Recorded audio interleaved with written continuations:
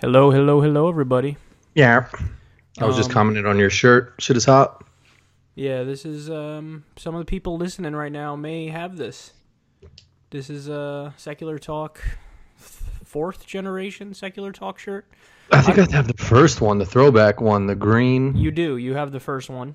Mm-hmm. They've been somewhat similar to this point, but, you know, they convinced me to do the new colors and stuff, so we just used to do the like neon green and black because that's the show colors. I like being loyal to the show colors, but like green owes you something.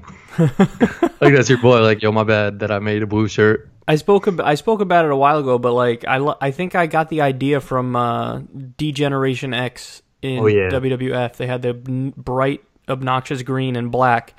And I always liked the way that looked, and so I think that influenced me to having the Secular Talk colors what they are. I was actually just looking up today. I saw somebody had them. They were like, Bret. You remember Bret the Hitman Hart? Oh, of course. They had him on like these socks. He was like a cartoon. Mm-hmm. I was like, I need those. And then I looked them up, and they were $18. And I was like, do I really need those? Wait, so they have socks that have him on it, or it's little pink hearts? No, it's like him in a cartoon form, and he's got like his pink little leotard on, which is so manly for a WWF wrestler. It was hot. He made the hot pink hot though. I have a shirt that's that like bright hot pink. When I was younger, I would have said no, dudes can't wear pink. That's just like no, you're just not manly if you wear pink. But then as I got older, I started looking at it and like if you could pull it off, then that's just confident. You know? Pink is back in now. I mean, there was a time, I think, where it was like in where people were buying. There was a time where Lacoste t-shirts were like super in. Yeah. They're like back in now and like t-shirts, but people were wearing Lacoste like crazy. And if you had a pink one and were wearing it, that was the thing. Yeah. Yeah. I but never had many you gotta Lacoste. have a certain swagger. I never had many Lacoste shirts, but you're right that there was a time when it was like just a regular collared shirt with a little Lacoste alligator on it. That was big. That was huge. Then they had a T-shirt too that like was okay, but you had to have the collared one. Yeah, dude, have those you? Were like $75. I want to know what you think about the NFL thing, because there's so much going on now with the NFL. There's so much going on that. Yeah. So a lot of people that I knew, primarily like black people, were protesting the NFL from the start before this even like Donald Trump thing. We're protesting it because they're treating Kaepernick like shit? Yeah, because no one would sign Kaepernick, and they were boycotting because they felt like the NFL owners were like colluding to like not let him play, which to me, he should be on an NFL team. There's no question about it. Like, yeah, isn't he like a lot better than than a bunch of starting quarterbacks? So he brought the 49ers to 2 NFC championships games, which is like very hard to do. Like that's the second level, or right before the Super Bowl. And he actually brought them to the Super Bowl. I don't know if he brought them once or twice. Once definitely, and almost won a Super Bowl. And then he sort of like started regressing a little bit because people started figuring him out. He was sort of like a hybrid quarterback, like a runner. He wasn't that accurate. So he started falling off a little bit. And then he got benched by like some backup quarterback, I think Blaine Gabbert. Long story short, he wasn't as good as he was, but he's still a very good quarterback who's experienced and been to the Super Bowl and played in a Super Bowl and was successful in a Super Bowl. And ever since he kneeled down, there's just been like that whole backlash. And then the 49ers cut him, and now he couldn't find a team. Yeah, and I always see tweets of like, you know, some starting quarterback, and then they go through that person's like stats and compare him to Kaepernick, and it's like this is preposterous. There's no question that he's better than some of these quarterbacks who are first stringers on like the Browns or like just like awkward teams. And second string quarterbacks, no question. There's dudes out there that like they picked up from Canadian football leagues, and like one dude was like doing nothing. Like, he should be in the NFL, and it's sort of messed up. Like, that he doesn't have a team. I think the teams are. I think they're like scared of controversy. That's what it is. They're like, ooh, we don't want to touch this. But they never pick play. And choose. But not only that, in my mind, the thing that drives me crazy is they never play the long game. Like they never think, Like, well, how is this going to look decades from now when people are looking back, and then how is that going to reflect on, you know, our team? Because, like, think with Muhammad Ali, when Muhammad Ali was like, I'm not fucking fighting in Vietnam, fuck you. At the time, the country despised him. They were like, this guy, fucking loudmouth, son of a bitch, and how dare he hates America, like, he won't be patriotic, and yada, yada, yada. And so he nearly had, you know the whole story with Muhammad Ali and how, like, he had his whole he went to court, had to go to court over that shit. Yep. But, like, now we look back and everybody goes, oh, he was so right. Even, like, Republicans have to admit now, like, yeah, okay, I guess he was right. But, like, it's the same shit with Kaepernick. Like, all he did was took a knee because he said, I hate the injustice that's happening right now, where, like, every other week, seemingly, there's an unarmed black guy who gets killed by cops. Yeah. And, like, even if so let's say there's people out there who are like, you know, I think that issue's overblown or whatever. Okay, I don't agree with you. But even if you think that, you can still say, you know what, he has the right to kneel, and that shouldn't affect whether or not he gets picked to play on a team. You know what I mean? So, like, there's no argument against him being on a team. Yeah. Well, here's my thing. Well, one, with NFL owners, like it's just said, they pick and choose. There's NFL players that beat their wives, beat their girlfriends, that acted like killed people, drunk driving, or domestic abuse, all this stuff. They're allowed to have contracts. There's no controversy behind that. My thing is, if you really want to take a stand, owners, and you want to start kneeling with your players and locking arms and all this stuff, just sign Kaepernick. Like, that would... If somebody doesn't sign him now, then that's just, holy shit, is that hypocritical? Because everybody started doing it. Yeah, and it's why do you think everybody's doing it now? That's what I'm curious about, because I think it has to do with Trump put him over the edge. Yeah, I know, but I don't know exactly why they decided. Is it because Trump? It might be like that clip from what's that guy's name on that show? Shannon Sharp? Yes, him. Yeah, he did a really good clip. It's because somebody told these billionaires what to do. And just on principle, since he's telling these billionaire owners what to do, they're like, bitch, I'm a billionaire. Fuck you. Yep. And so that's when they were like, oh, now we're going to stand in solidarity with, you know, and we're going to kneel and we're going to hook arms and shit. I think it's that, and it's also, you know, Sharp said it. He had like an 8-minute clip. Yeah, I watched the whole thing. He was spot on. Yeah. Trump came after their shield, and it's almost like a little like gang. It's like a community. It's a family, and it's like, oh, now you're coming at us? Yeah. No, that's like, not don't tell happen. me to do shit. Like, I don't care what you think we should do with players who kneel, but if we got a player who kneels that we want to keep him, and again, to that point, they didn't fucking nobody picked up Kaepernick, so Trump they almost did what Trump was telling them to do more, but just on principle that you're telling them what to do, and their billionaires are like, no, bitch, and so they're like, now we're gonna fucking protest. Yeah, but it just frustrates me because, I mean, again, Shannon Sharp put it best. It was just like, why is everybody doing this now? You know, Kaepernick was doing this last season. There was like 2 or 3 people that did it with him. Yep. Ray Lewis was one person in particular from the Ravens, who the Ravens were going to sign Kaepernick to a contract. But Ray Lewis came out and said something that he shouldn't be kneeling. He should be standing. Yeah. And then Ray Lewis in London was kneeling on 2 knees. And there was plenty of memes out there making fun of him, saying he looked like a blind guy. Didn't he say, I'd never kneel, I'll never kneel, and then cut to him kneeling on 2 knees. You know what else I don't like, man, is that I hate anybody who says, like, oh, this is about the flag. Yeah, it's not. Like, you know, they're like sidestepping it. You know what I mean? Like, you're not being honest. Yep. Like, that's the vehicle of expression to make the bigger point, which is, here's why I'm doing this. I'm not doing it because I don't like the flag. I'm not doing it because I don't like the country. I'm not doing it because I don't fucking support the troops or whatever other bullshit they're throwing in there. I'm doing it because injustice. I'm doing it because of police brutality or whatever. And again, even if people don't agree with that, you could say you still have the right to fucking express that. But it's so comical. It's almost turned into, like, I think South Park did an episode one time. It's just like, everybody's going to wait now until, like, the national anthem's played to see what's going to happen. Like, there's this golf tournament in New Jersey. I'm sure you know, like the presidency. I'm going to it. Yeah, I'm going. Oh, you're gonna go. One of the days. Yeah. The captain before was just like, we're gonna stand for the national anthem. That was on my list to bring up. That's exactly what was on my list. These things are usually just like a recording that they play over like the loudspeaker. You know, it's like nothing actually and when that shit tangible happening. Right. And when that shit happens at the President's Cup, which is the golf event, it's going to be at like 6:30 in the morning when 18 people are there. and half the fucking team is there. But I was gonna go through because different players said different things. Like the person. So for golf, let's all keep it real. Even though I love golf, it's a fucking Republican-ass sport for the most part. Like, it's right-leaning. Like, most people who play golf are old white dudes who are Republicans. And so I knew going into it, because I had seen an article earlier today that was in, like, I don't know if it's the Daily Mail or something like that, and they were like, Tiger Woods has a difficult decision to make about whether or not he'll kneel. And, so this is Tiger's first time, making a fucking public appearance since he got caught with 79 Percocet and the Xanax and driving with his dick out. Might be a good time for him to take his pills and be a little tipsy. And, just then kneel. I can take a knee. He falls over. They're like, oh, Tiger's so brave. No, he just fell over.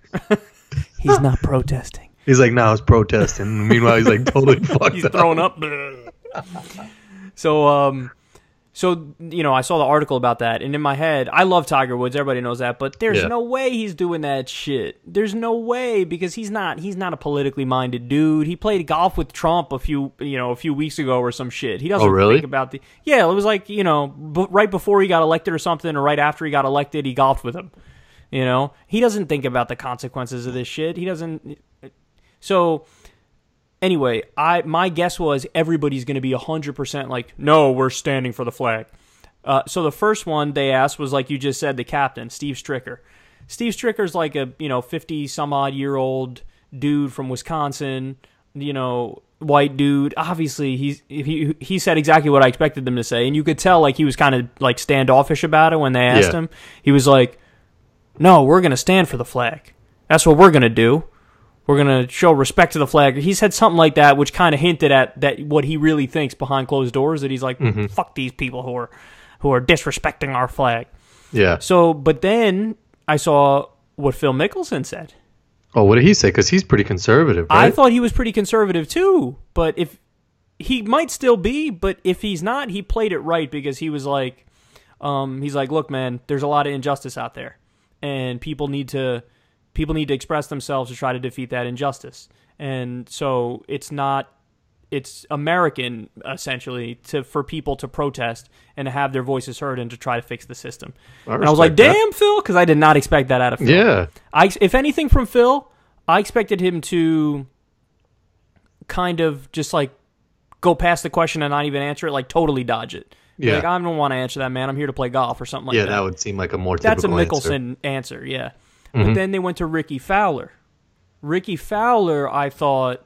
He said he was going to stand, right? Well, I thought... See, with Ricky Fowler, I thought I would get, you'd get a more millennial-savvy answer and more reasonable answer. What Phil actually said is what I expected Ricky to say. Some shit like that. Look, there's injustice in the world and in our country, and they're trying to fix it. But no, he didn't do that. What Ricky said was...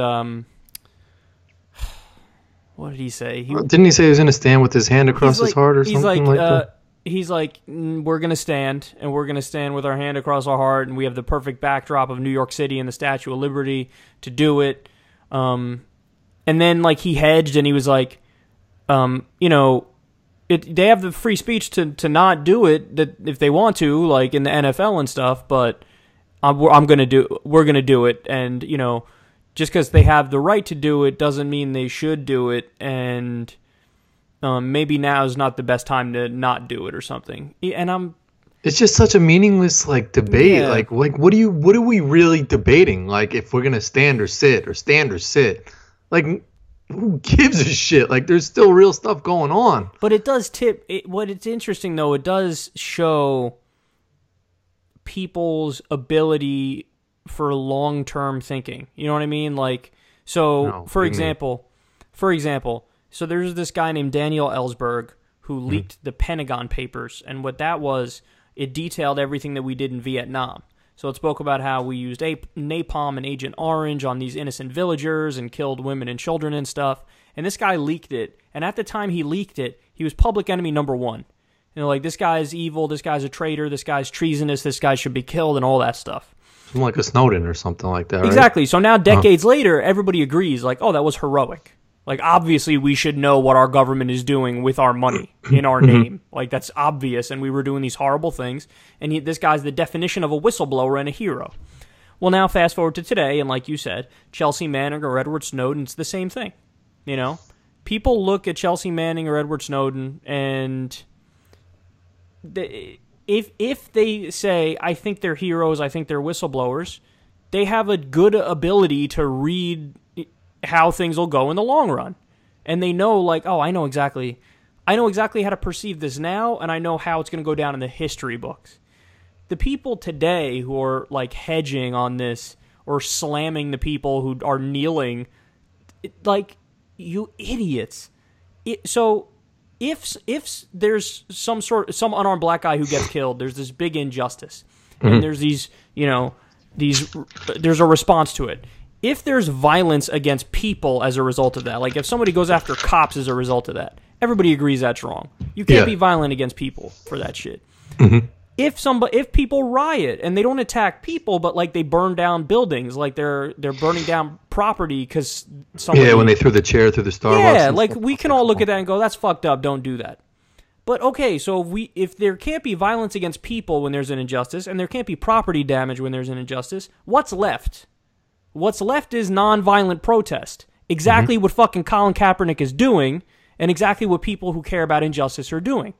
So if the one way to try to fix society is getting slammed by people, those people are going to look so stupid in 2 decades. You know, when finally we get some sort of action, whether it's, you know, a federal law that says all cops need to wear body cameras when they're on duty, you know, or civilian review boards or something, or we end the drug war. Like, whenever we get whatever the thing is, that's the thing that addresses that issue, and then you give it some time, then you go back and you know, roll the tape of fucking Ricky Fowler saying what he said, and you go, oh, you weaselly little bitch. Well, look at Hillary with all her stuff with, like, gay marriage. They roll back the tapes on all of her. Exactly. Like, how stupid you have to be. These are all people who... Hillary's always looking for the most political expedient answer at the time. So, like, okay, how does everybody feel right now in, you know, 2003 about gay marriage? Well, it's still majority, the polls are against it, but you know the right thing to do is to support it, but you're not going to be brave and bold and go out on that ledge, so you're going to be totally against it in 2003, and then you see as time goes by, when the polls move people a little bit, up to it, yeah. She goes, oh, yeah, no, I'm still against it, but I'm in favor of civil unions now, which is basically gay marriage without legally allowing them to call it marriage. So you saw everything was like, what is the best thing at this exact moment? But history reveals those people to be complete cowards. It's like looking back during segregation and somebody's like, well, come on now, we don't want to force them to live together in the South. What we want to do is we want to allow them to live their way, while at the same time saying, hey, we think black people are equal. It's like, no, don't try to fucking split hairs and walk this line. Like, you look like an idiot. Like, well, I don't know, women voting, maybe a little bit, but we should respect them in Mississippi if they don't want to do that there too. It's no, shut the fuck up. Like, you look stupid. Yeah. And I hate it. Like, when you see, like, for the golf thing, when you see people who you otherwise respect and then you hear their political opinions and you're like, yo, that's bad. What's your take on sports athletes having, like, when people are like, hey, stick to sports, man? Like, they're people, they have opinions, and they have a platform, so they should be able to speak on it, you know? Yeah, I mean, like, of course. You think, okay, he's like, like Stephen Curry and all this stuff, like, they should be able to speak their mind. I mean, like, they have microphones in their face, so their answers get, you know, magnified out through people. What's hilarious is that they say the same thing about celebrities, like, you should shut up and stay in your lane. Yeah. But it always... they'll say that, and then when Clint Eastwood spoke to a chair, they loved it. They're like, oh, Clint Eastwood, what a hero. You know, they elected a reality star, Donald Trump, president, while at the same time saying celebrities should shut up about politics. Like, but you elected a celebrity. You also elected Ronald Reagan, who was a shitty actor at the beginning. You know, so I think Trump's just gotten to a point now where he just it's on a Kardashian level. He sees where the attention can get drawn to him, and that's where he goes. You know, it's just like, oh, I could get into a fight with an NFL player. And that's where, you know, the excitement is going to rise. Like, if he's It's planning not on it policies anymore. It's just he just wants popularity. Oh, with him, it was never on that. It was never about policies with him because he's a dunce. But like, he just seems like he's fucking. But in the past, he was different. They show old tweets, and it was like he's got an old tweet that was something with the Redskins that was just like, "Don't get involved with like the tweeting NFL." At the president, tweeting at Obama. Obama. Did you see that? Yeah. Like, why are you talking about the Redskins' name? To focus on serious issues. Meanwhile, now he's president, and he's focusing on the NFL when Puerto Rico's fucking flooding and all these problems. He knows it. I think he just he's at a point now where he's fucking with us. No, I don't think he's smart. I think he is. His tweets are growing. Like I looked at some of the tweets he did with the NFL, and he has like 145 likes on his thing or whatever, or 145,000 compared to like. I think the last time I looked was during the when he was running. Mm-hmm. It was like around like 65,000 and stuff like that. So like he's getting his base to like him more. Yeah, but he's bleeding support though. Like you're right that there's a certain group of people that'll never leave him because that's daddy to them. But he does keep hemorrhaging support from other people who otherwise supported him at the beginning. So I don't know. NFL owners. I don't know if it's that's right. I don't know if it's planned or if he's just a fucking dingus. I think it's got to be planned. I mean, when you see but he's not that smart, man. That's the point. Like there's this clip. I didn't cover it on my show, but my buddy sent it to me, and David Packman covered it. It's Trump standing on stage at an event. He just shakes Melania's hand, and then Melania walks away, and then he says, "I'm sorry, Melania couldn't be here tonight because she." I saw that. She was standing right next to him. Okay, that is a dude. That was so. He goes, Melania wishes she could be here, and her face is like. That's the first time. That's the first time I thought, oh, he might actually a bunch of people were questioning his mental health. That was the first time I said, oh, they might have a point, because that's like, there's forgetful, and then there's like first stages of dementia forgetful. Yeah, that was bad. So when he's tweeting about the NFL nonstop, I don't think he's like, oh, let me try to distract from X, Y, or Z. I think that this is the shit he's actually thinking about. But then again, at the same time, to lend credence to your point, when he first made the argument, when he first said the thing about Kaepernick, about, oh, son of a bitch should be fired, it was at a rally in Alabama. You're attacking a black athlete in Alabama. That is exactly what somebody who was trying to plan their shit out would do. Because that's like the heart of fucking far-right America. Yep. The heart of the deepest racial issues in America. And you go into a rally with 99% white people, and you start talking about, this son of a bitch should be fired for disrespecting our flag. Yeah. And the guy who's protesting to try to get cops to stop killing innocent people, he should be fired. Oh, man. Meanwhile, Alabama doesn't even have a football team. So, of course, they're going to rally behind some shit against football. What was I going to... There was one other thing I wanted to mention about sports. Oh, shit. Did you see the story about college basketball, or was it college football? No, college basketball. Came out today. You saw the story? Yeah. The bribery, the guy with Adidas? Yeah. So the FBI found that Adidas bribed coaches, or they were Adidas paying and coaches kids. Bribed athletes. I don't know if it was Adidas. He was an Adidas employee. Well, they got that big money. That's approved from the top. If they got $250,000 to just throw around, that's true. Yeah, they might have known something about it. But I have a contrarian opinion on this shit. I've always been saying sports are rigged and there's money involved and there's the shady money and games could get fixed, and everybody said no. But there's too much money. Well, that was proven with the Dwayne Wade. Was it 06? The first. Yeah, with Tim Donahue. That shit was proven. Yep. They found that dude was rigging shit. Yeah, and I still said, even with gambling, that games get fixed. Referees know what spreads are. They know what over-unders are on games. Have to. There's too much money involved in gambling. There's too much money involved in like the mafia and that underground world to not influence.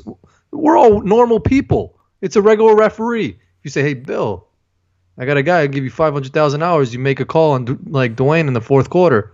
You don't think my ear's going to be like a little bit like, how much did you say? And there's been so many instances where there's no other explanation, where they make a call and everybody's like, what? Yeah. Like, no, that's not possible to make that call unless that's the explanation. Because there's no consequence. I mean, it's similar to politics. I'm sure you have clean-cut politicians that come up through the rankings, and all of a sudden they have a good base. They have, then comes along a big company that says, "Hey, that's we'll every politician." But it's for politics. It's legal though, and that's actually one of the points. That's actually one of the points I was going to get to. Is that so? The FBI made this big fucking deal about like, look at us, we're such heroes. Like we caught some fucking poor ass college athletes getting some money. Like, oh, you fucking hero, you. Like, okay.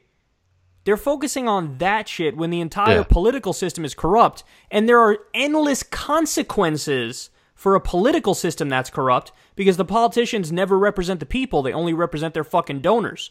There are zero consequences for college sports.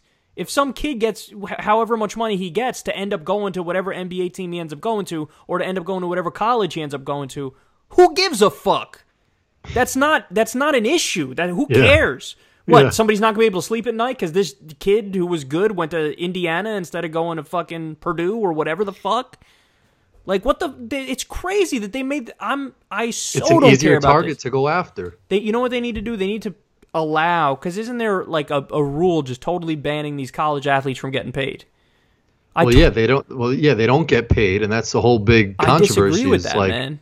100%. I do. Like, there's so many college athletes that the college will sell their jersey, sell their number on it. They don't see a dime. But meanwhile, if you go to college and you're doing your political talk show and it's blowing up and this and that, you could do that all you want. Yeah. But if you played on the basketball team and you did your politics show and all this, nope, sorry, buddy, you can't do that. You can't use your own name to become popular. Shit is crazy. No, that shit is crazy because. And then a lot of these athletes never make it to the NBA. But in college, they may be pulled in like the market value worth of fucking $700,000. But they don't see the money. Or if they get injured, the school just says, see you later. And they're done with them. It's fucked up. And like I said, it's that's the real corruption right there. Is that 100%. They don't allow them to get paid. Is that they're fucking using them.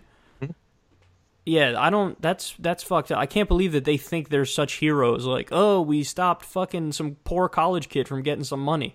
That happens. I don't give a fuck that Adidas gave money to them. I don't care. I don't care if Adidas did it. I don't care if Nike did it. I don't care if the coaches were involved and made them go to this school or that school or Villanova or fucking whatever. I don't give a fuck. Yeah.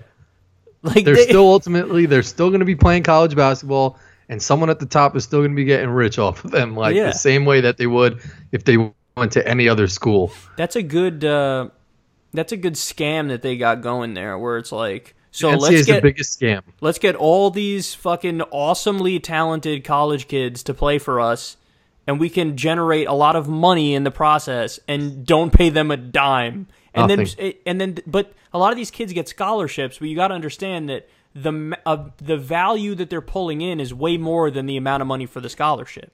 And they say that they don't even have time to study or go to class because all they're doing is working out, playing sports. Oh, if you're D1? Yeah, dead tired. You're basically a pro, but playing in college. Yep. Like, that's the time dedication.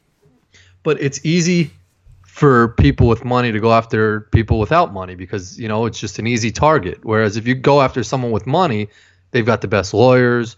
They can, fire money back at you, and you could lose your case, or they'll dig up dirt on you. It's easy to pick on someone who can't defend themselves. Dude, that is such a good point. That's why they were able to oh, look, we saw money that got to this poor college kid, because who the fuck, that poor college kid can't fight back. What's he going to do? No. Or if you try to expose, whatever, Mitch McConnell and all of his corrupt dealings. But again, it's legal for politicians to be corrupt. It's not legal for fucking... That's what's messed up. These poor young basketball players to make some money. Okay, so I know that you said you have to keep it a little short today because I don't know, you probably got something you got to do. I have just a few more things that I wanted to bring up. P.S. I'm a sucker. Right before we came on air, my wife was watching The Voice. I'm such a sucker for all these cheesy television shows that they put a little music in the background and they give you a sob story. Like the first lady who was on The Voice was I don't know, 300 and something pounds. Oh shit. And she lost a lot of weight, and like she was a diabetic, but had her daughter who was her inspiration. And then she started singing, and I was like, stop, just stop singing. I fucking cry at that shit. Did America's she sound Got like Talent. she sounded good or bad? No, she was good. She was good. Okay. And then they have like the judges stand up to slow, like, and they like play like some Gavin DeGraw music in the background. Fireworks are going off and shit. The other day, producers are good. Last week I saw. It was at I was watching a golf tournament, and Ricky Fowler was spending time with, like, I don't know if it's the Make-A-Wish kids or something, or if it's like some other group that does something similar.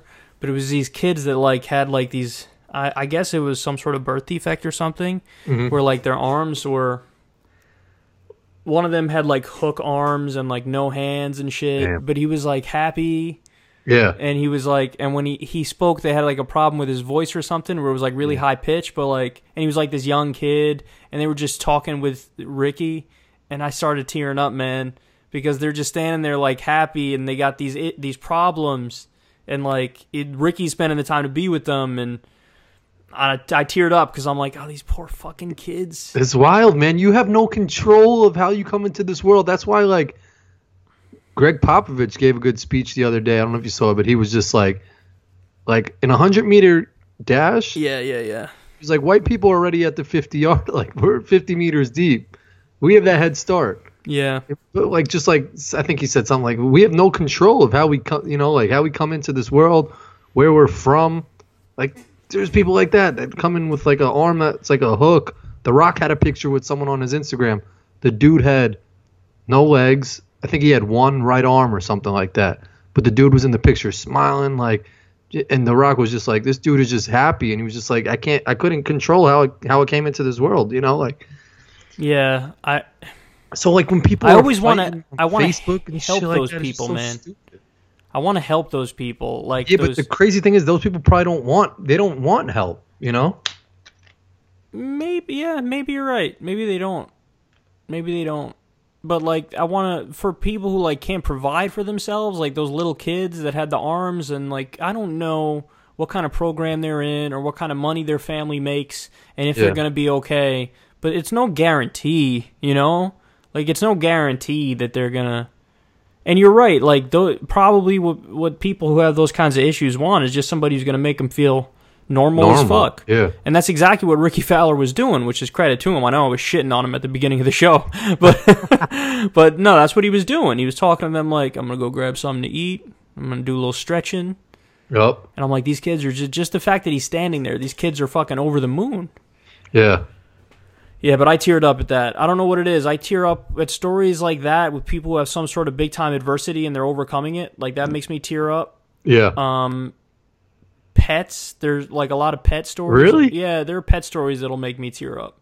I don't really, and I have 2 dogs now, but. And I don't have any pets. that's weird. And you have them, and you're like, I don't fucking care. Because before I even had pets, I was just like, I'm not sympathetic for when someone's dog passes away or something like that. Now I probably would be a little bit more because, like I said, I have 2 dogs. But I don't know. I'm not really a fan of hunting. Like when I see Joe Rogan doing his stuff and he says it's better that people go hunting because we'd be overpopulated with animals and stuff like that. If they're eating it, if they're hunting to eat it, I'm cool with that. Because everybody knows factory farming is way worse than just like some individual dude hunting. Like, if anything, you got to regulate the shit out of that because we treat these animals in a horrendous way before they're slaughtered. That's true. But yeah, if it's just hunting for the sake of hunting and you're not going to eat it, I don't agree with that. I don't agree with that. This is how fucking lib I am sometimes. Sometimes, not all the time, but sometimes, like if there's like a fucking bug or something, I'll be like, I want to like get it out of the house and not kill it. I just want to get it out of the house. Yeah. I kill the bug. Yeah, no, it depends on my mood. Sometimes I'm just like fucking tired and I'm like, fuck this thing, and you just kill it.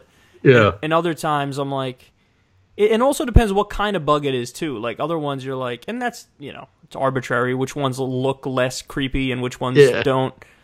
Like certain ones, if I see like a spider, I'm killing that bitch because spiders are scary as fuck. I don't like spiders at all. There's something like, I think I know why it is too. I think I saw this on some fucking Discovery Channel show or something, but it's because they were a literal threat to us, where like you could die from a spider bite and shit from back in the day, or certain kinds of spiders, like, so that's it wired in our fucking DNA from way back in the day of like, avoid that shit. In the same way that like you'd want to avoid like a fucking tiger at night on the fucking prairie. Like, it's the same thing. You're like, oh, bug, oh my god, you want to run away from it. The worst is when you wake up with just like a spider bite or something like that. Like, it's not a mosquito bite. It's like a diesel spider bite. And you're like, there was a fucking spider chilling on my leg that was just eating me. Oh, it's so creepy. Fucking mosquitoes. Oh, yeah. Mosquitoes are creepy with their fucking thing where they just... Yeah, it's horrible. I used to go to a sleepaway camp that we had to have mosquito nets. Like, we slept in a tent, which was outside, and like it was in the open. And if there was nights where before we started camp, if you didn't have a mosquito net, you would get tore up. Yeah, you can't. And I used to think the mosquitoes would die after they bite you, but I don't think so. I don't know if they do or don't. Something dies. I think a bee dies after he stings you because his buzzer comes off or something like that. Yeah, I've heard that before. I don't know if it's true, but I've heard that before. Yeah, that could be dumb, false. I love our daily attempts at bro science. I think it's hilarious. So there's this dude who listens to the show who told me about. He said he was in class. Okay, it was like a lab thing. So it was like a science-y bio thing, I guess. And the lab that they had to do, get this, man. They said that the teacher gave you like a cotton swab and said, and you're trying to make like a bacteria culture thing where like the bacteria grows in that cup thing, that you go to the bathroom, swab your ass with that thing, come back, put it on that, and then, let the culture fucking develop or whatever. What? So here's my question for you. Would you do that if you're in class and that's one of the things for the lab? What would you do in that situation? You're reading the lab and the lab says that shit. What would you do? I would question the teacher. I'll be like, wait. So would you raise your hand and say something? Would you be like, yeah, because I mean, high school I was fine to say whatever in class, and our teachers were usually cool enough. College. What'd you do in college? Oh, college? I'd probably go to the bathroom and swab my ass. But yeah, I mean, I feel like college would be a little bit more serious. Like, oh, they must know what they're doing. Like, there must be something. I wouldn't do that, man. Is it just me? I think that's like a crazy invasion of privacy, dude. It definitely is. I mean, it's almost like if a magician tells you to do some shit, you're gonna do it because you think that he knows what he's talking about. Yeah, but like, if a college professor tells you, "Hey, you got to do this because this is what this will result in this." I've seen crazy stuff in college. They're like, "Hey, like, do this and that," and then something happens, and I'm like, "Oh shit." Yeah, but it's just like a privacy thing. And it even said in the lab, like, you want to get a little bit of shit on it. Like, a little bit of shit on... It was just a regular science class, or was it like a bio thing? Yeah, that seems a little... That I would have... I don't know what I would have done, but I would have looked at someone else and been like, are we really doing this right now? Like, I don't think I honestly think I'd... If it really said to get a little I think I'd raise my hand and I'd be like, crazy. Okay, I don't want to do this. I think this is an invasion of privacy. I'm not trying to have shit on a fucking little cotton swab and show the world. Then someone would make a video. It would go on Twitter, and then people would call you a snowflake for trying to fucking... Not even. I feel like if the teacher, first of all, I can't imagine that nobody's ever said anything to the teacher over this, Yeah, like it's just like that's just the status quo, normal. Like, but like even if the teacher's like, no, this is what we do, I'd be like, okay, I'm going to the dean and telling the dean. I feel like there's somebody up that chain of command who'd be like, they want you to do what? Yeah, you know what I'm saying? Because your reaction is the normal reaction of like, what? That sound like here's my conspiracy. the teacher might be some weird pervert and like into some creepy shit. He could be. Because that's some creepy shit. Like that's. What did the kid do? Did the kid do it? Do you know? He did it. Wow. He was hesitant. He was like, hell yeah. I mean, I would be, even if I did do it, I would think differently of someone if they didn't even question it, you know? I would have refused. I would have been like, I'm not doing this. I'm sure there's a lot of people, though, that were just like, yeah, okay. There were. That's what he said. He said there were people who were like, yeah. That's a weird one. Isn't it, man? I couldn't believe, like, I felt like you can't put somebody in a situation where you say that shit is mandatory. But I even think it's weird. And I've never had one of these science classes. I know a lot of people have where you're like cutting a frog or oh, you never did a dissection? I think I did. I never did a dissection. That's weird as shit too. Yeah, but you're it's having not you, a high school body. kid. Yeah, but you're having a high school or college kid who's got no experience of cutting up anything, like dissecting a frog or a lizard or whatever. Like, I've got no experience doing this shit. Yeah, that is pretty creepy. Like, it seems pretty unsanitary to do that. Oh, it's definitely unsanitary, but you wear gloves and shit. I feel like the thing with the ass is close. It's almost like they're telling you have to go penetrate yourself. Like, go stick something inside yourself. Which is like, you can't. But that's like telling me to go jerk off or something. Like, you can't do that. But that's more like, that's something more doable than dissecting a frog or something that people study years to become a doctor or something to do. Well, the idea is that you are practicing on the frog and the frog's already dead. So. Yeah, but that's still. I think that's strange too. That's weirder than putting a fucking thing on your ass. No way. I mean, it's creepy because you're seeing this dead thing in class. That's creepy. I can't. But then again, like, if you're studying to become a doctor or surgeon or something, you have to start learning with something like that, or else you're never going to get there. So you got to learn up to a certain point about the basics of that, and then you dissect it. You take a crack at it. So what if you have to learn about bacteria and stuff like that, and the only bacteria you can find is some ass juice? Why? Ass juice. Why not? Like, why not just do one with the mouth? Like, there's bacteria in everybody's mouth. Yeah, do a swab of your mouth and put it on the. You know what I'm saying?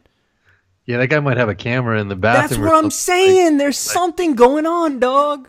That's not a normal request. I've never heard that shit before. Does he go to some weird school? Like, because I went to. I don't know. I went to an agriculture school for the first 2 years of my college. Mm-hmm. And they used to put like horse crap on the farms, like as fertilizer in the mornings. Like, kids were doing weird stuff there, so maybe they were doing it at college I went to. That's how they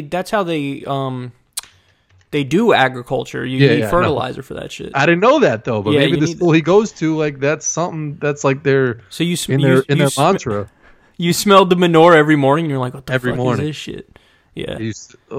That shit kills I never knew about that, but like, there were country kids like, yeah, that's how the grass gets nice and fertile. Yeah, that's right. That's how you like grow grass. Yeah. Take your John Deere boots and get the fuck away. So there's this other guy who listens to the show who contacted me after our podcast last week. Oh, really? And was like amazed about how standoffish we made New York sound. Remember the story I told about being online? And, yeah. And this guy's from Texas, and he was like, look, man, everywhere you go in Texas, there's people are just going to casually chat with you. Like, it'd be so weird to not have that. Mm-hmm. And I was reminded of how when I was we went together once, but I went at a separate time too to North Carolina. Yep.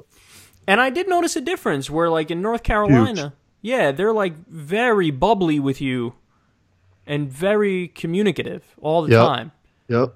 And so there is a difference, but am I overstating it about New York? Because then afterwards I made myself feel like I just made New York sound like a bunch of assholes everywhere. I don't think so. I don't think so at all. Because even I live out in Illinois. I'm close to Wisconsin, and just naturally I have that.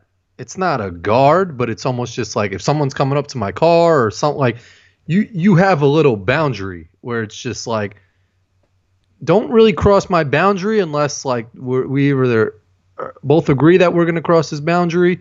So I was getting gas in Wisconsin, and I drive a Wrangler, and I had the top down, and dude just came up to my car and was just like, "How you like the Wrangler?" And I was just like, "Oh," like I was like startled that like the guy was just, and then I thought like, "Oh, this guy's really nice." I was like, "I love it," you know. He's like, "Yeah, I'm thinking about getting one for my wife. We're thinking this and that," and then I was just like, "Well, that was a cool like interaction we just had." Like that doesn't happen like in New York. If that happens, it's just quick like someone really needs an answer to their question. Like, yo, I'm buying a Wrangler tomorrow. Is it worth it? And it's just like, yeah, do it. You know? So I didn't overstate it. Okay. No, not at all. So, and then the point I was making was like, I said, maybe I'm overstating it. But I said, so New York is a place where it's not for everybody. Like, if somebody wants to come to New York, like New York City specifically, they're usually people who are really career focused and individualistic and independent, you know, and they're not necessarily coming because they want to make a lot of friends immediately. You know what I mean? It's less of a community type situation and more of a I'm about to make shit happen here on my own type shit. Yeah. But that's not to say that, you know, in New York there aren't certain places where you go where the whole point is to make friends and stuff. Like obviously, if you're going to drink at a bar, like you go sit down and start chatting with people, people are going to chat with you, you know? It's still different. Yeah, I mean, I've been to bars, like I've been to Minnesota, and I went into a bar, like a burger spot, and just was like, the conversation was just easy flowing. I don't think New York is that easy. Like, because if someone's going to the bar, it's to like escape something, you know, and it's just like, this is my alone time. Let me just have 5 beers and just chill, like, you know, where if you go to Minnesota, like people are going out, I don't know, in my opinion. Well, you've been more places than me, so you're more qualified to talk about this than I am. Yeah, I feel like they're just more open to talk. Like they're going out to talk to people. Whereas I don't know, in New York, it's just like I'm leaving my house because I'm tired of talking to my wife or something like that. So you see, there's no guard with people in other places you've been. Like when I went to North Carolina, that's how I felt. Like nobody, when you walked into a room, the people there, their immediate reaction was almost like, let me be mid-conversation already with this dude. Yeah. Like, I'm already locked into the conversation. And that's a good point. And there's no thoughts that were happening, like, prior to you walking into the room. Whatever was going on in their mind, they just threw out the second a person was there. And they started going. And that's where, like, Southern hospitality is a thing. Like, that's a phrase. Like, oh, Southern hospitality. And that's what that shit is. And they started with something that's a common ground with you. Like, you used to have your Mustang. Like, someone be like, oh, I see that's a 04 Mustang out there. You like the Hemi on the thing? Like, something that they know is the obvious connection that you'll like, you know? Whereas New York, you got to start from ground up, you know? Damn, so you got to start from the bottom. So we're some assholes then, because usually I'm walking around all day whenever I'm not, like, in my own little bubble. When I'm going out, like, I'm usually thinking about 33 different things that I have to do in my day. And, like, the people, it's almost like when I was standing online to get a sandwich, the last thing I wanted to do was talk to anybody because I was trying to figure some shit out in my head and work out what was going to happen. And then there's also less to worry about in other states, you know, like North Carolina and Midwest and all that, like all these other places. There's not as much city life or job stress and all this other shit. Well, that's true. So that's a good point. Maybe that half explains why things are the way they are, because like where I am in New York, things are open 24 hours a day, 7 days a week. Mm-hmm. And there's always people everywhere. So it's not like if I see somebody, it's like, shit, like I'm seeing I gotta have a conversation with this guy. Yeah, because I'm not going to see that many people, you know? Whereas like you can't get away from people when you're in New York City or just outside New York City, or in LA or just outside LA. I've never been to LA though, so I don't know, is LA similar, or do you feel like the big cities are more similar in that they're a little more individualistic? New York's a different beast a little bit, because Chicago still has that Midwesty vibe a little bit, where people are still friendly. I can't really speak to LA. I wasn't there for that long, but I think the vibe from LA that everybody knows is just like people are fake. You know, they're not. Okay. You're talking New Yorkers like definitely don't feel fake. You can't call New Yorkers fake. That's what I'm saying. Yeah. You'll get a real, answer from someone, or you'll get the real person. California is like, you'll either have like a super bubbly actor or actress who's trying to make it, who's just being fake as like fuck, or I don't know who else is out there, just rich pricks. I'm just generalizing in LA. Yeah, well, I definitely felt the different vibe from North Carolina to New York, but it made me think about, does that mean that we're bigger douches? And it might mean that we're bigger douches. But it's a kind of lifestyle, though, too. Like, if this is how I described it. I said if you're generally more introverted, you might actually like New York more. Because even despite what I do, what we're doing, like how extroverted I am on the show and whatnot, I'm actually probably more of an introvert, like 90% of the time. So if you're that kind of a person, I don't know, I like New York. I like the fact that I could go to the store to grab a sandwich, and most of the time, people don't ask me shit. I don't ask them shit. And it's not like we're against each other or anything, but I just know, like, okay, I'm going to eat my sandwich now, then I got to go do X, Y, and Z, and I'm just trying to get that alone space, you know what I mean? Yeah. Well, smaller towns out, like in more rural areas, the people at the local store, Yeah, so it's more like their family. Yeah. It's like, oh, you're seeing your brother again. Yep. But you could also tell when someone is not from New York and you're in the city, you can tell when like a family is from, I don't know, Texas or something like that. Just because they look, they don't look the part. Yeah, they're smiling, they're like looking around, and there's a walk that most New Yorkers have where it's like it's got a little bit of Denzel in the walk. It's got a little bit of the if you're next to me, it doesn't matter. Like, I'm gone. Like, I could just blow by you, and just with a normal ass walk, not being disrespectful or anything, but just going. Yep. Whereas there's a lot more soaking it in from from people who are out of New York, who like walk around. Just the swagger, like they'll have like a big book bag on, or their clothes are just they don't look New York. Yeah. They're on the train like, oh, so look at this. I got to that's funny. Siri just started recording what I was saying when I didn't want her to. I just got the iPhone 8 What? Yeah, this shit sucks. You got the 8? Yeah. Wait, is it there 8 or is it 8 or X or is it? There's an 8 and then they skip 9 because I think like X is their 10th anniversary or something like that. So the 10 comes out in October or something, but it's $1,000 for that shit. Damn. Yeah. So you don't like the 8 yet? There's no headphone jack. Well, I don't either, but you can plug the headphones into the thing that charges adapter. it. Oh, yeah. What do you? Oh, yeah. Well, for my 7, you plug it into the. But still, like, why? What's the reason to get rid of the? What, was the headphone jack taking up that much space? That's the argument they made. They said like, it allowed us to do a lot more stuff when we got rid of it. And such bullshit. It didn't bother me because I just plug it right into the thing that I charge it with usually. Yeah, but now if now you can't charge it and listen at the same time. Charge and listen at the same time, and I got to bring that adapter. Like if I bring a different set of headphones, do you have the AirPods or no? Do you get those? No, I don't have the earpods yet. Do you have the wireless? No, ones? I don't. I only have the ones that they came with, which were the ones that charge into the charger thing.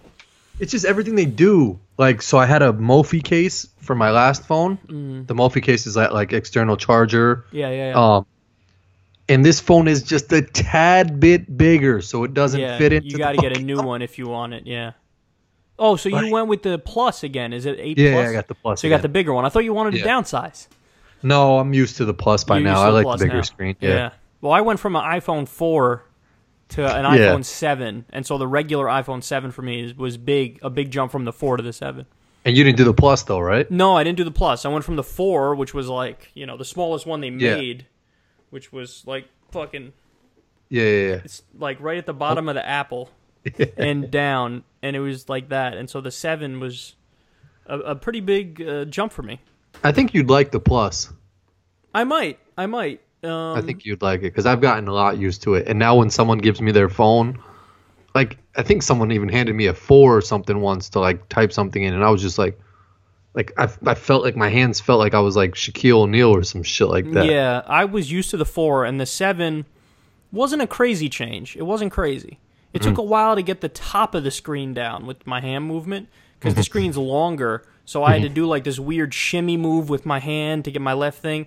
But the reason I went with the 7 over the 7 Plus was, number one, the 7 was more readily available. But number two, I knew that the 7 would require 2 hands for me to use it.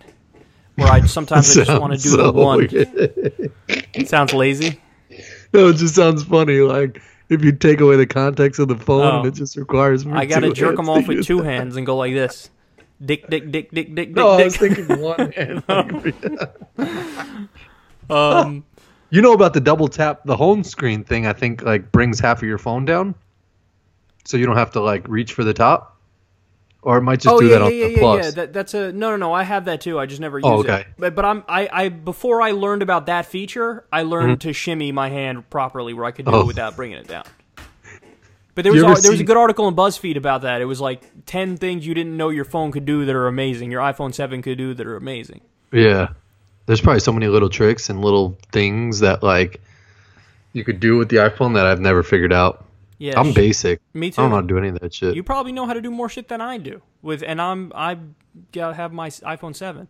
I sometimes feel good. Like there's a couple old ladies I know that once asked me to help with their iPhone. I was like, just try turning it off and turning it on. And they like fixed their phone, and they were like, I say that too every time. So smart. That's my go-to. Yeah. But on some real shit, that's what people say is like almost a guarantee to fix things. Like 90% of things just get fixed by a restart. Yeah. So sometimes you just need a reset, yeah. Remember, we were having issues with the podcast, and I was like, restart your laptop. Yeah, just and then it worked, and we were like, oh shit, okay. That is true. So there's one more story I got to tell. I know you got to get out of here. It was about, I kind of mentioned it last week, I think, or the week before, the more health insurance issues that I was having. Did I talk about that recently? I didn't talk about that recently. I don't think so. Well, I've had a few. So I told the story about how there was one time I had fraud against my account, and so I needed to end a debit card, re-get a debit card. I just had that too recently. Someone tried to do $500 to Kohl's. You did? Okay. Damn. See, it's happening to fucking everybody. Hate that shit. Yeah. So I woke up with the thing notifying me, like notifying you middle of the night. Do the whole shit. Fuck. Yeah. I hate that shit. So it happened once legit, and one time I thought it happened, but it didn't happen, and so I got a new card even though I didn't need to. That's a long story. But I put all the information in all the places I need to put it in. And then what happened is I was like, okay, everything's taken care of. It's done. Got all my shit on auto pay like I always do. And then one day, my mom calls me and tells me, you got a letter to her. It was addressed to me, but it went to her at her address. Mm-hmm. And it said that my health insurance was canceled. Was suspended. And I'm like, what the fuck is this shit? So I got no phone call from them. I got no email from them. I didn't even get a letter from them. It went there, and it said it was suspended. I'm like, what the fuck is this? So then I call them up, and they're like, oh yeah, it was a back payment. You didn't pay it. And I'm like, well, why didn't it get paid? And apparently they were trying to deduct from the older card. So I'm like, okay, well, what's the process now to get this restarted? And they're like, well, you got to make the back payments. And I was like, okay, well, I tried to get on the website to do that. It won't let me do it. Like, for back payments, you can't do it on the website. You got to send in a check. I'm like, okay, so we fucking go again. Now some shit's got to get mailed. Like, I'm already super inconvenienced by this shit. So I mail it in. Shitload of money, too, for just 2 months back pay. And this was legit? Or you? All legit, 100%. Oh, okay. So because I'm in constant contact with the representatives from it, and I've already been with them for 3 years already. Mm-hmm. But so then I pay via check to catch up. I look at my account. deducted, everything's seemingly taken care of. So I'm like, okay, well, let me log on now to the website, because then, since I made the back payments, now I could put in my recurring payment information again. But the website still has me listed as inactive, so I can't put in my recurring payment shit. So I'm like, what the fuck is this shit? That shit sounds weird. So I called them back up again, and I got a case number, and so the way that this shit works, because it's health insurance in America and it's the most complicated shit ever, the person who I called, of course, isn't the one who directly fixes the shit. It's in a different department. So they have to get it to the different department. They give me the case number, and then they're supposed to contact me when it's active again, and then I can go into my thing and I can put my recurring payment information. And then meanwhile, I tell you all of that to tell you this. If something were to happen to me, you wouldn't be covered. Yes, in this time period where they fucked up, it wasn't me, because I had even put my information in the second I got my new card. They just weren't deducting from it. They were trying to deduct from the old card. It was because their system is old as fuck. Yeah. If something were to happen to me in this time frame, I'd be fucked. I'd be super fucked. No insurance, whatever, if it's expensive, easily. It's crazy. And this is the U.S. system. I mean, that's fucking crazy. The fact that... And they're so blasé about it, like, oh, like, we'll get back to you. Back to me, motherfucker. I'm trying to... I already gave you money, and you deducted it from my account. I already paid 2 fucking months back pay, which shouldn't have been backed in the first place, and you can't immediately tell me I'm re-enrolled? Yeah, so you took the money. I'm paid up, and now I'm not even covered. That's what you're trying to tell me. That's why. And, of course, I don't say this to the person, because my line of thinking is always... Like, the person who I'm talking to is not the one who set up these shitty fucking policies and... But it should just be a fucking switch. It should just be, like, active. Saying. And I was like okay, inactive, thank active. you, please. Exactly. Like, let me know as soon as possible. But still, like, as I'm talking to you right now, if, God forbid, if I were to have a heart attack right now... Don't say that. Well, but I that's would what have I'm escalated. Like, that's something important where you can be like, hey, can I speak to someone who can... right now activate my account, so I log on and this shit says active or something like that. And I'm fucking healthy. I think about the fact that, like, all I do is every now and then I'll get some fucking Xanax if I'm thinking about taking a flight, if I have to take an airplane flight or something, like, or I'll go for a checkup once a year or once every other year. Like, that's all I have to worry about. There are so many how many people out there are regularly on SSRIs, are regularly... taking some sort of cholesterol medication or high blood pressure medication, and like if they went through this shit, they can't afford it. Well, now you're not covered, and now your medication costs fucking $1,000 a month. Like, this is fucking crazy. This is retarded, and this is exactly why we need Medicare for all. So that shit like this is not an issue. And what's the progress on that Graham Cassidy thing with the Jimmy Kimmel and all that? Oh, it is. Dead. Like, was that a result of people calling into those numbers? Had a big part of it was that, for sure. Oh, really? Yeah, because when you scare the shit out of those politicians and they feel like, I can't do this or it's political suicide and I'm done with my career, they'll fall in line. They'll heal when you do that. That guy seems like such a weasel, that Cassidy, man. Slimy fucking weasel. I just covered him the other day, a few stories the other day, where like he smeared Bernie to his face. I was like, this is you're smearing him to his face. That's fucking amazing. Who is he? He's from New Orleans? I think he's a Louisiana congressman. Yeah, that's crazy. He went on the Jimmy Kimmel show. No, he's a senator, I think. He's a senator. Really? I think so, yeah. Yeah, lied to Kimmel's face. Yeah. When you called the healthcare thing, did you have to tell your story each time to a different person? Or, like, do they have notes on you that, like... Because that's what I tried to tell you back in the day, I think, when I was trying to get a flight voucher. And it was with, like, American Airlines. And every time I called, I had to retell the story. The whole story, yeah. Yeah, I did, but I retold it in the... I'm good at boiling things down to the Cliff Notes, yeah. And just hitting them with it, like, really quickly. So... Yeah, that was the most frustrating part for me, was every time getting a new person. Yeah, it's annoying, man. It's crazy that these fucking systems exist. And this is, like, one of the most sensitive issues is health insurance and healthcare. And, like, the way we do it is literally the worst way possible. I mean, I just told you, I'm totally paid up on my health insurance, but I'm not covered right now as I'm talking to you. Something happens, I don't have the card, I'm not covered. And if I were to submit a claim, they'd say it wasn't when you were covered. So it's just, they're crooks, man. They're crooks. The system is broken. It's fucked up. And I don't want to deal with this bullshit anymore.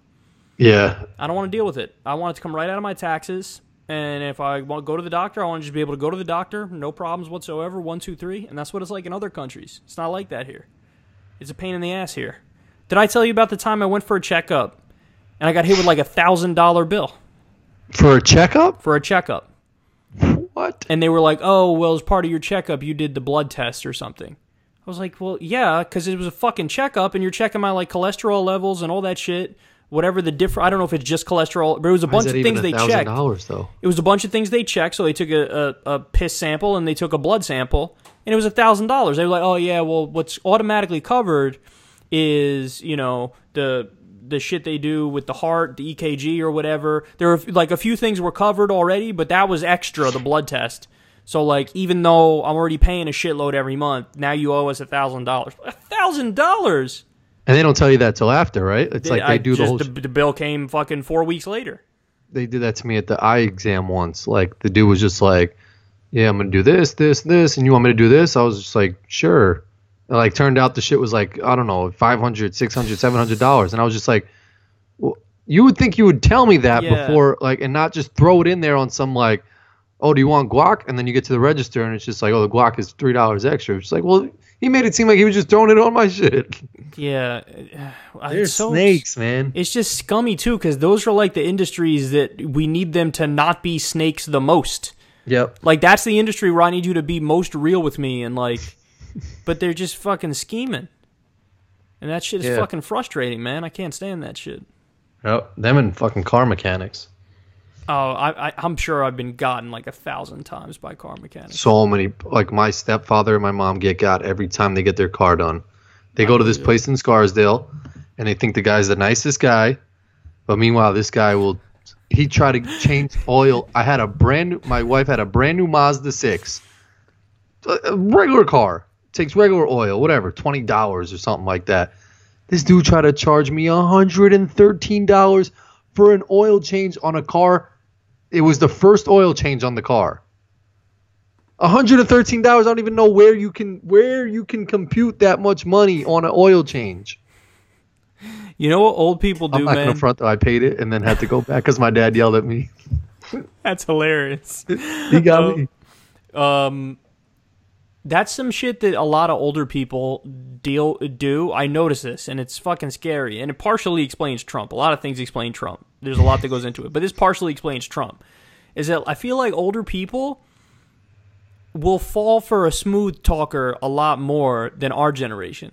Mm-hmm. Like, if somebody starts trying to sell us some shit, we could smell you're trying to sell me some shit from a mile away. But the older generation seems to look at them doing that, and they think like, oh, this is a friendly person. Yep. Like, the person keeps talking. And let's hear him out. Let's give him a chance. Yeah, and then, I guess that sounded reasonable. Like, the dude, okay, when I purchased a car, I had worked in the car industry. So I told the guy, look, dude, I'm going to tell you up front. I told the business manager, look, man, I'm going to tell you up front. I don't need anything extra. Let me just sign the papers and get the fuck out of here. This dude tried to hit me with, well, since you've been in the business, I have a good deal for you. I'm like, motherfucker, you don't know me. What are you saying? That's the dumbest thing that's the worst sales pitch I've ever heard. But that's some shit where like an older person will hear that. Like, oh, he knows your kind of people, Billy. Go and listen to him. He wants to do a favor for you. And it's like, oh, you don't get it. Just because somebody's talking and filling the room with noise, making you feel like, yeah, like they like you. Yeah, it doesn't mean shit. It's just that's what a smooth talker is. That's what a politician is. That's what there's somebody who's gonna say some shit, and you're gonna go, ooh, I like the way that sounds. Yep.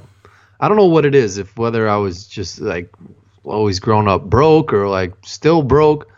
But always when someone tries to sell me something or like I see a sales pitch going on, my first initial instinct is always just like, nope, that's a scam. I'm like, nope. Like nope. But there's other people. There's just different types of people that'll just be like, oh, I'll hear them out. Maybe like my wife will always hear somebody out. Like if they come to the door or something like that and they're like, hey, I was looking at your house, and if you paint the gutters and this and that, my first reaction is just like, nah, this dude's a scam artist, man. Yeah, like, get the fuck away from me. But like, there's people that do that shit. But you know what? Like, why in the internet age, the age we have right now, you can research everything online. That's true. So when somebody's trying to sell you anything, like the idea that I wouldn't have sat down and already been looking this shit up online and figuring out exactly what I want is crazy, because I have. If I'm making a purchase, I've already figured out exactly what it is that I want through just naturally being interested in buying that thing and then looking up a bunch of shit about it online. Yeah. So like when I got a car, I was like, I want this one, this model, I want this interior, I want this, and then, oh, we don't have that one here. Okay, do a search. Oh, there's one 212 miles away, and this is a dealership. Okay, go do a swap with the dealership. Like, you got to know exactly what you're looking for. Yeah. And they'll try it like I was saying, and like you were describing, the guy who comes to the door and tries to say, oh, but what about this, this, and this? Then they'll try to hit you with the, yeah, but we don't have the black with the black interior, but what we do have is we got the black with this awesome beige interior, and the beige is actually preferred by more people. I'm like, nope. Yep. I want that shit. Yep. That's how it is, man. You're right. People know what they want. I mean, no, people don't. I do, and some people do. But there's most people, like I think, like you were describing with your wife. I think most people will hear somebody out and be like, "Oh, okay." They know what they want. Like, so yes, we want our gutters painted and all this outside of the thing painted, and it's just a matter of if you can sell it good. Yeah, you know. But then they'll hit you with oh, you want the weatherproofing on that? You want the this? You want the that? That was the biggest scam when we bought our car. Was just like it was before we left the dealership. We had to meet with this guy. That's the business manager. Yep. Yeah, who's tried to swim. I mean, yep. I think for the Wrangler, it might have paid off to actually get it, because like if bird shit goes on your car or something else. I'm gonna key everybody listening right now to this podcast. It's your lucky day. As somebody who worked in the car business, I'm gonna keep it real with you right now. The people who are the real scammers at a car dealership, the only people that are the real scammers, actually there's two. One of them is the business manager, which is the one you're describing, and that's the person they bring you to go see before you leave, and when you're purchasing the cars, to sign your papers before you leave. The final boss at a video game or something like that. Yeah, you gotta beat that exactly. level. You gotta beat the level. And in that case, listen to me. Literally everything they're trying to sell you is bullshit. Oh, okay, good. If they try to sell you an extended warranty, it's bullshit. If they try to sell you weatherproofing, whatever some shit is for the tires, all of it is bullshit. Every single thing that they're trying to sell you in that room is bullshit. It's just a way to try to get more money out of you. Now, so they're the assholes. The only other people who are kind of scammers a little bit they're called closers. Is that like the finance No. So if you're dealing the finance manager and the business manager, that's the same thing. That's what I just described. Oh, okay. That guy in that room. Okay. The closer is the person who will come up to you after you like made some sort of a deal with the salesman. There would be a closer who comes, or like you're on the verge of making a deal with the salesman. The closer will come, and he'll usually hit you with something to make you think you got to pay a little bit more. Oh. And that dude is most of the time bullshitting you too.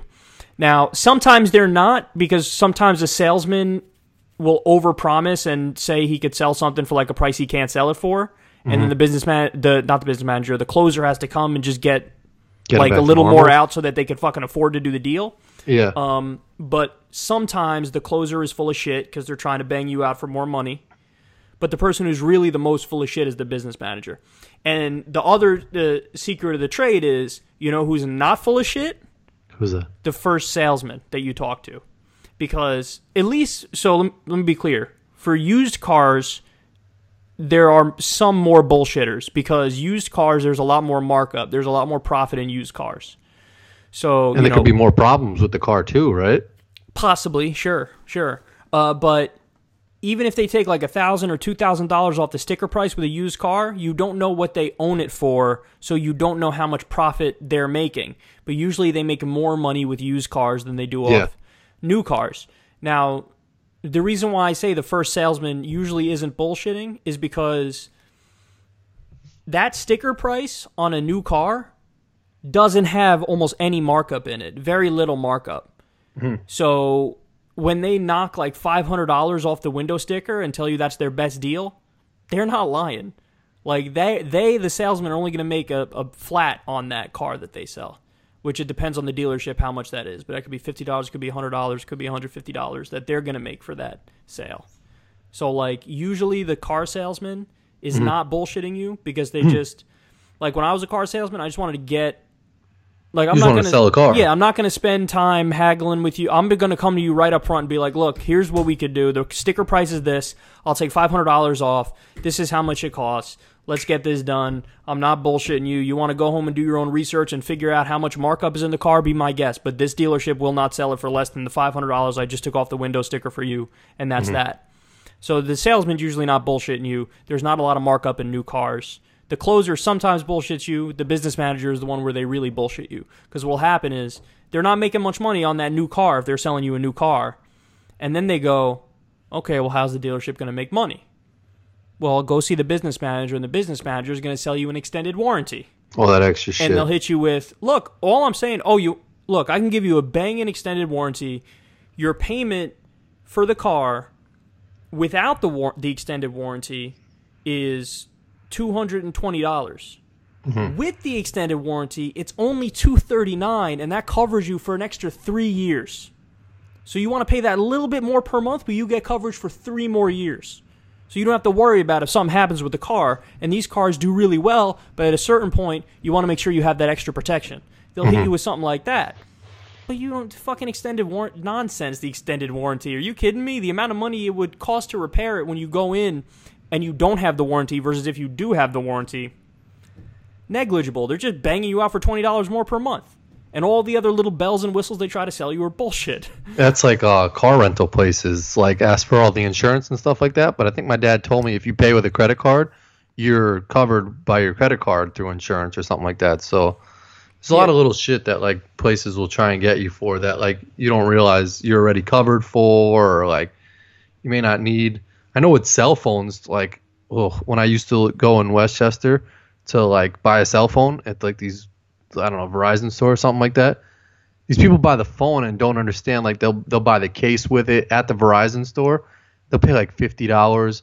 When online you could get them for like 99 cents, or like you can get an extra phone charger for like $3.